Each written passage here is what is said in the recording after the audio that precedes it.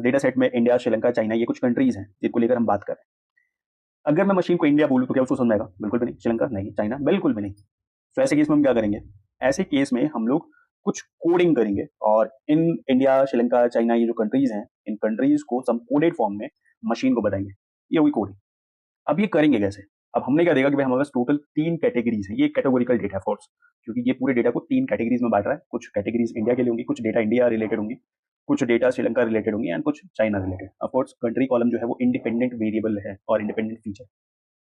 तो जरूरी है भाई हर कंट्री को एक कोड देना और एक स्पेशल फॉर्मेट में प्रोवाइड करना, स्पेशल बाइनरी फॉर्मेट देना ताकि मशीन उसको समझ पाए। तो हमने क्या करा, क्योंकि 3 कंट्रीज हैं तो हमने इसके 3 कॉलम्स बनाए। एंड नोटिस कर सकते हो कि जो फर्स्ट कॉलम है उसमें आप देख रहे हो वन प्रेजेंस ऑफ वन जो है वो ये बता रहा है कि ये इंडिया है। बाकी जगहों पे 0 0 ये बता रहा है कि ये यहाँ पर इंडिया नहीं है। कॉलम 1 में 1 होना मतलब इंडिया, कॉलम 2 0, कॉलम 3 0 मतलब यहाँ इंडिया नहीं है। इसी तरीके से श्रीलंका के लिए हमने जो कोड बनाया वो बनाया 0 1 0 एंड इसी तरीके से चाइना के लिए जो कोड बनाया वो हमने बनाया 0 0 1। सो ये ईच कंट्री के लिए क्या होगा, ये कोड होगा। ये है वन हॉट एनकोडिंग।